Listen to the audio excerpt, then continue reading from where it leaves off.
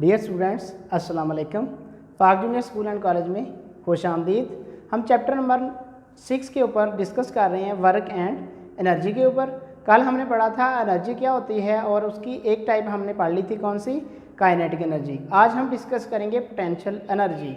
तो kinetic energy क्या होती थी? ड्यू टू मोशन, अगर किसी भी बॉडी के पास एनर्जी हो तो उसको हम कहते थे काइनेटिक एनर्जी। आज हम उससे थोड़ा सा डिफरेंट पढ़ेंगे, पोटेंशियल एनर्जी। क्या होती है पोटेंशियल एनर्जी? अगर किसी भी बॉडी के पास एनर्जी हो, जो बॉडी रेस्ट पे हो, जैसा कि सेब है, वो किसी दरख्त के साथ लटका हुआ है। अब जैसे सेब नीचे गिरेगा तो नीचे आके वर्क करेगा, एनर्जी उसके पास मौजूद है। एक पंखा छत के ऊपर लगा दिया, जैसे ही उसको ऊपर से काट देते हैं तो वो नीचे आएगा, तो नीचे आगे वर्क करेगा। इसका मतलब है ये बॉडी तो रेस्ट पे है। एक डैम है, उसके अंदर पानी स्टोर है, वो पानी तो रेस्ट के ऊपर है, लेकिन जैसे वो नीचे आएगा क्या करेगा? वर्क। इसका मतलब है किसी बॉडी के पास एनर्जी रेस्ट पे होने के बावजूद भी होती है, तो वो एनर्जी जो उसकी पोजीशन या हाइट की वजह से हो उसको हम कहते हैं पोटेंशियल एनर्जी। तो पोटेंशियल एनर्जी की डेफिनेशन क्या होगी? The energy possessed by a body due to its position और height is known as potential energy. तो इसकी डेफिनेशन याद करती हैं। क्या डेफिनेशन है? The energy possessed by a body due to its position और हाइट में भी पोजीशन ही होती है, इज कॉल्ड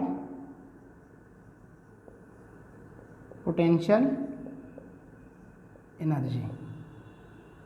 यहाँ तक समझ आ गया? Potential energy due to position होती है या क्या होती है? हाइट। इसका फार्मूला क्या होगा? तो इसका फार्मूला हम पढ़ते हैं। फार्मूला इसका होगा जी, शॉर्टकट पहले फिर ड्राइव भी करते हैं। फार्मूला इसका होगा पोटेंशियल एनर्जी बराबर होता है जी mgh, और इसकी एग्जांपल क्या देंगे? Water stored in dam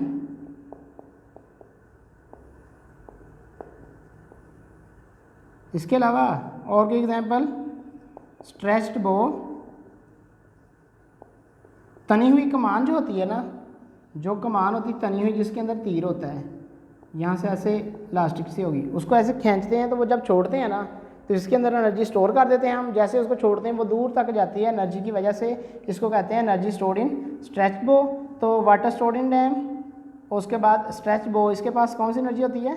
poses कौन सी एनर्जी? Potential energy. ये इसकी दो एग्जांपल याद कर लें। इसके अलावा और भी बहुत सी एग्जांपल्स हैं, जो मर्जी आप याद कर सकते हैं। इसके बाद हम पढ़ते हैं कि इसका फार्मूला ड्राइव कैसे होगा। तो फार्मूले की डेरिवेशन पढ़ते हैं।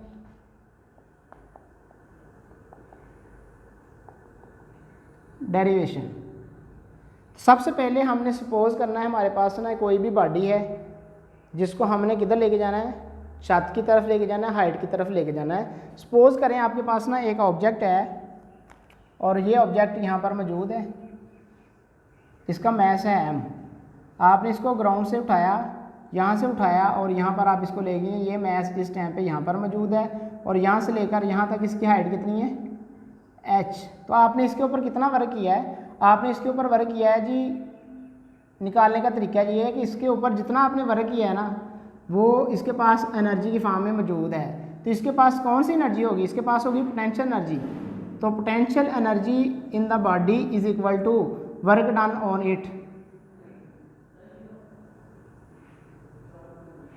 तो जितना आपने इसके ऊपर वर्क किया है वो in the form of potential energy store हो जाएगा। वो पोटेंशियल एनर्जी की फॉर्म में स्टोर होगा तो वो पोटेंशियल एनर्जी हम निकाल लेते हैं।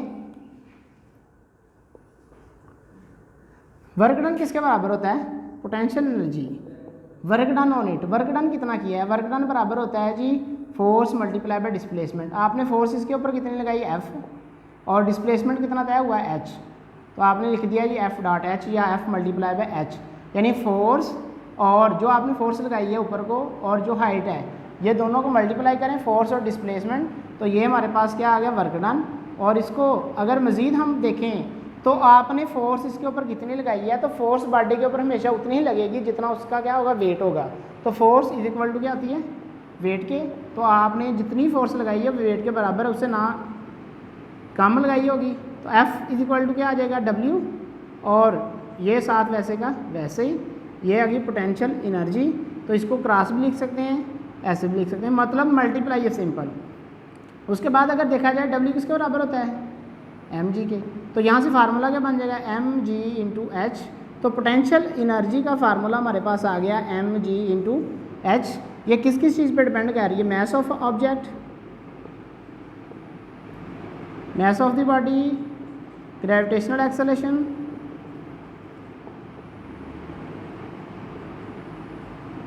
और किस पे डिपेंड कर रही है, हाइट। ये तीन चीज़ों पे पोटेंशियल एनर्जी डिपेंड करती है। जितना मैस ज़्यादा होगा पोटेंशियल एनर्जी उतनी ज़्यादा होगी, जितना ग्रेविटेशनल एक्सेलरेशन ज़्यादा होगा उतना ही पोटेंशियल एनर्जी ज़्यादा होगी, जितनी हाइट ज़्यादा होगी उतनी पोटेंशियल एनर्जी ज़्यादा होगी। मतलब सुनो कि आप एक ऑब्जेक्ट है उसको ज़मीन से उठाते हैं, थोड़ी हाइट पर लेके जाते हैं, तो उसके पास जो एनर्जी होगी वो पोटेंशियल एनर्जी तो होगी, लेकिन कितनी होगी, कम होगी। अगर वही ऑब्जेक्ट आप ज़्यादा हाइट पर लेके जाते हैं तो इसका मतलब है पोटेंशियल एनर्जी अब भी है, कितनी है, पहले से ज़्यादा होगी। तो पोटेंशियल एनर्जी डिपेंड करती है हाइट। उसके बाद अगर हम देखें ये क्वांटिटी कौन सी है, तो इसकी क्वांटिटी कौन सी होगी, तो जैसा कि पहले हमने पढ़ा एनर्जी कौन सी क्वांटिटी होती है, स्केलर। तो ये भी क्या होगी, स्केलर क्वांटिटी, ये स्केलर क्वांटिटी होगी, स्केलर क्वांटिटी। उसके अलावा इसका यूनिट क्या होगा, तो इसका यूनिट होगा वही जो आम एनर्जी का होता है, वो क्या होता है, जूल, या इसको हम क्या करते हैं, न्यूटन मीटर। तो इसका यूनिट होगा जूल या न्यूटन मीटर। ये यहाँ तक हमारा आर्टिकल था। हम इसकी एक एग्जांपल भी करते हैं। एग्जांपल कैसे करनी है ये ज़रा आप देखेंगे। गिवन डाटा आप लिखेंगे सबसे पहले,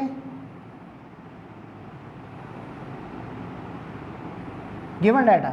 मैं एक जनरल एग्जांपल आपको करके दिखाता हूँ, आप हल करके दिखाएंगे। गिवन डाटा में मैंने क्या लिखना है, जो गिवन डाटा किताब के ऊपर होगा, पेपर के ऊपर होगा। सपोज़ कर लेते हैं हमारे पास एक ऑब्जेक्ट का जिसका मैस है 3 kg। तो सपोज़ किया एक ऑब्जेक्ट का जिसका मैस कितना है, 3 kg। तो इसको सिंबल भी लिख लें, m is equal to 3 kg। एक ऑब्जेक्ट का जिसका मैस है 3 kg, इसको आप अपवर्ड लेके जा रहे हैं at a height of 9 metre.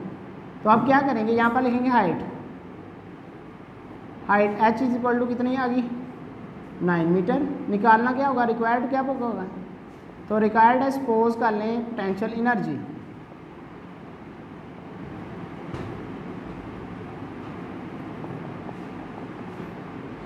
तो फार्मूला क्या लगेगा, फार्मूला पोटेंशियल एनर्जी का अभी पढ़ के हटे हैं। Potential energy is equal to होता है mg/h। अब g यहाँ पर मौजूद नहीं है, हमने खुद लिखना है। अगर g ना पता हो तो जितना एट अर्थ होता है वो लिख लें 9.8, या अगर मैट्रिक में अब 10 चलता है 10 ही लिख लें मीटर पर सेकंड स्क्वायर। तो potential energy is equal to आ गया जी, m कितना है हमारे पास 3, g कितना है 10, h कितना है 9। तो पोटेंशियल एनर्जी हमारे पास आ गया 270, और इसका यूनिट क्या होगा, जूल। तो पोटेंशियल एनर्जी निकालने का सिंपली तरीका मैंने बता दिया। Potential energy is equal to mgh, m जितना हो यहाँ पुट करना है, g जितना हो यहाँ पुट करना है, h जितना हो यहाँ पुट करना है, और ये फार्मूला ड्राइव कर देना। अगर एक और तरह का भी न्यूमेरिकल आ जाता है, जैसा कि वो कह देता है किसी भी ऑब्जेक्ट के ऊपर हमने फोर्स गिवन डाटा में अगर किसी पार्टी पे फोर्स जो लगाई है वो दे देता है सपोज 40 न्यूटन, और साथ बता देता है कि आपने इतना कवर किया डिस्टेंस 6 मीटर। तो इस सूरत हाल में भी आपने क्या निकालनी है, एनर्जी, पोटेंशियल एनर्जी निकालनी है। तो ऐसी सूरत हाल में भी यही फार्मूला लगेगा, कौन सा, mgh। लेकिन m और g को मिला के हम क्या लिखेंगे, f, यानी mg इकट्ठा क्या होता है, फोर्स। तो फोर्स दे दी है और g भी, h भी दे दिया है। तो आपके पास फार्मूला क्या होगा, फार्मूला वही होगा mgh।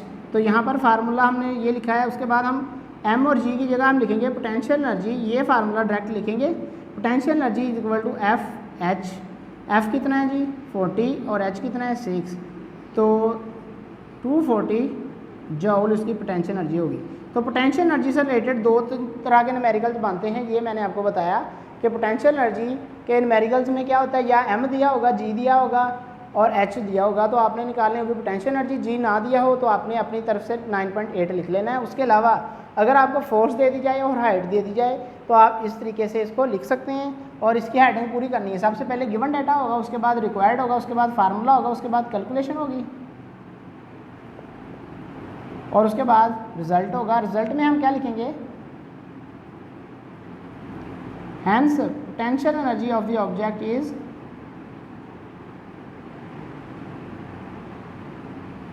$270 जूल।